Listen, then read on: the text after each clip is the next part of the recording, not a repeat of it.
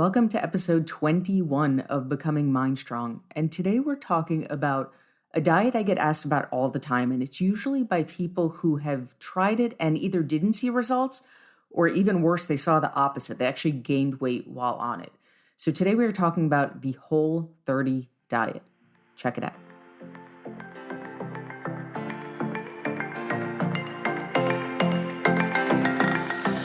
Welcome to Becoming MindStrong, the official podcast of MindStrong Fitness. My name is Rachel. I'm the owner and head coach of MindStrong Fitness, and I am here to teach you truth. No more bullshit, no more point systems, no more shakes, no more raps. This is math and science, and we're going to learn how to do it together.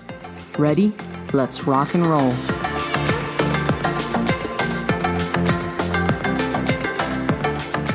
So to start this conversation, we have to go back to an earlier podcast episode where we talked about this idea of good foods versus bad foods. And in that episode, if you didn't listen to it, I encourage you to go back and listen to it after this one. We talked about how the labels are not really accurate. The conversation is not about what is a good food, what is a bad food, right? And the example we used was this idea of protein pizza. It's still pizza, which would be labeled a quote-unquote bad food, but there's protein in it, which most people consider good, so is it a good food or bad food? And the mindset shift we need to make is this idea away from good and bad and into nutritious versus not nutritious. And what we talked about in that podcast episode, and I'm going to reiterate here, is that there is a difference between eating nutritiously and eating for weight loss. And here's what I mean by that. Weight loss, as we know by now, because we have talked about it endlessly in this podcast and everywhere else that I have the opportunity to preach it from the rooftops, weight loss comes down to calories in versus calories out.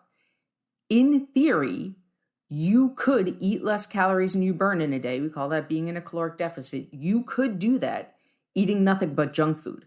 So in other words, if I know that I have to eat 1,400 calories a day to lose weight, technically, in theory, I could do that eating nothing but 1,400 calories worth of Krispy Kreme donuts. Now, as wonderful as that sounds, I wouldn't get to show off my new in shape body because I would be super sick or dead, because those Krispy Kreme donuts are not very nutritious. They're lacking what we call micronutrients, which are very simply your vitamins and minerals. So the label is not good foods or bad foods. It's nutritious versus less nutritious foods. And the reason we're starting this conversation here is this. I'm going to talk specifically about the Whole30 diet, but this applies to any diet that's based off the idea of eating whole, nutritious, not very processed foods. So the way Whole30 works is exactly what I just described. It's based off of this idea that for 30 days or however long you're going to stay on it, you are going to base your diet around whole foods. And what whole food just means is very minimally to not at all processed. So fruits, vegetables, anything that comes from the earth, not things like Oreos or hot dogs that have been processed in factories. And that is fantastic, right? When we're talking about from a health perspective, that's one of the best things you can do. You will feel your energy increased. You will see your skin clear up. You will see all kinds of positive health benefits because when you eat whole foods, you're eating the way our body was designed. This is, if you look at the science behind human biology, these are the foods that we were literally designed to eat. No matter what you believe in, we're talking math and science, and this is the way human beings were designed.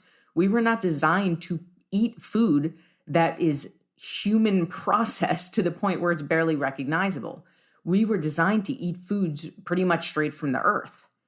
So what you are doing when you go on a Whole30 diet or any kind of diet like that is you're fueling your body the way it's meant to be fueled, and you will feel the results from that. You're eating very, very nutritiously. You're giving your body tons of vitamins and minerals and all the good stuff it wants. So that's fantastic. What we need to understand, though, and now I'm going to reference back to the past podcast on intermittent fasting, which I encourage you to go listen to if you didn't. When we talked about intermittent fasting, we said that while intermittent fasting is fantastic for your health, what it is not is a weight loss technique. And that same concept applies to the Whole30 diet. The Whole30 diet, or any diet based on the same idea of eating whole, unprocessed foods, is not a weight loss technique. It can be used in conjunction with a weight loss technique. You can track macros and do Whole30. But on its own, it is not a weight loss technique. And here's what I mean by that. If weight loss comes down to calories in, calories out, that is a non-negotiable, that is math and science.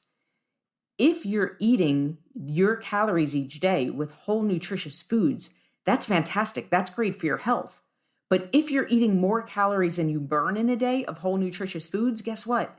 You're not going to lose weight, right? So another way of saying that is if you know that you have to eat 1,400 calories a day to lose weight, just like I could do that eating Krispy Kremes in theory, I can also do that eating nothing but whole unprocessed foods. And that's fantastic, as long as I'm staying within my 1,400 calorie goal. And let me be clear that 1,400 calories is just an example here. This is not a blanket statement. Your goals depend on you personally. But if I'm doing Whole30, and this is where most people come to me with this question or this frustration, if you're doing Whole30 and you're eating whatever the hell you want, you're eating as much as you want. So at the end of the day, your personal number is 1,400 calories to lose weight. And you're eating nothing but whole, unprocessed, nutritious foods, but you're eating 1,800 calories worth of those foods. Well, guess what? That's why it's not working. So we have to come back to this conversation of there is a difference between eating nutritiously and eating for weight loss. Now, the good news is, and to me, this is, if there is a quote unquote best way to do it, this is the best way to do it. If you want to be a complete nutrition powerhouse, and by the way, side note, I don't always suggest jumping to this. You guys know me well enough to know I'm a fan of baby steps. I'm a fan of momentum. I am not a fan of major life overhauls. So what I'm about to describe is the ideal nirvana way of fueling your body. But right now, if you're eating fast food 5 days a week, I don't suggest going from that to what I'm about to describe. I suggest taking baby steps and letting the momentum bring you there. Because as you take steps, your body's going to go, oh, I feel good. What else can I do? What else can I do? And eventually you'll get to the state I'm about to describe. But the ideal way to do this would be to track macros, to know your goals, to know how many grams of carbs, fat, and protein to eat in a day while eating those carbs, fat, and protein using whole nutritious foods. If you want to be a complete powerhouse of energy, of clear skin, of your body responding to the exercise you give it, of your weight loss goals, the way that our body gets fueled at its absolute 100% best, like I'm talking about the Ferrari of fueling your body, that is first and foremost giving it the right proportion of carbs, fat, and protein, which comes from tracking macros, and then filling those macros, or better said, spending those macros on whole nutritious foods.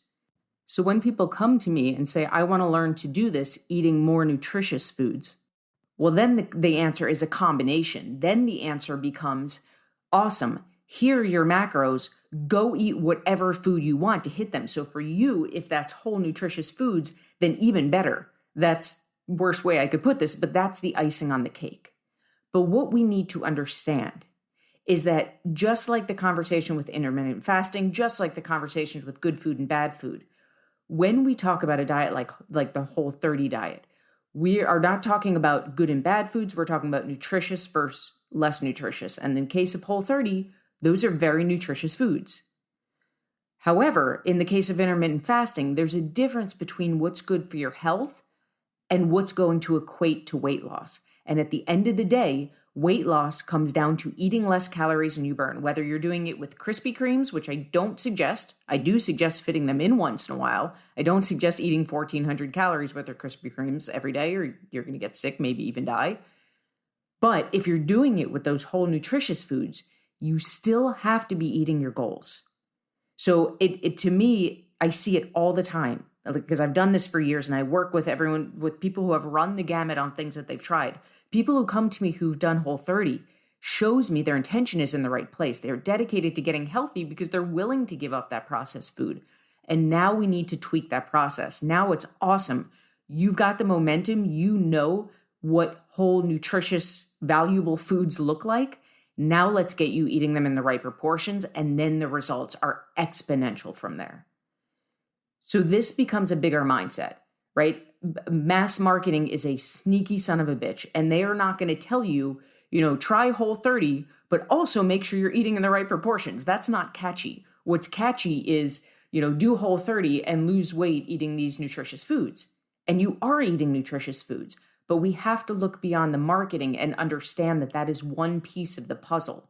When it comes to weight loss, the main piece of the puzzle is making sure we're in a caloric deficit. And the best way to make sure you're in a caloric deficit, in my opinion, and from what I've seen for myself and what I've been doing for clients for years and years, is tracking macros. So if you want to just completely optimize your health, start small. I don't suggest, like I said, I don't suggest going from McDonald's 5 days a week to jumping into only eating whole unprocessed foods. If you want to try it. But for most people, that is not a sustainable lifestyle.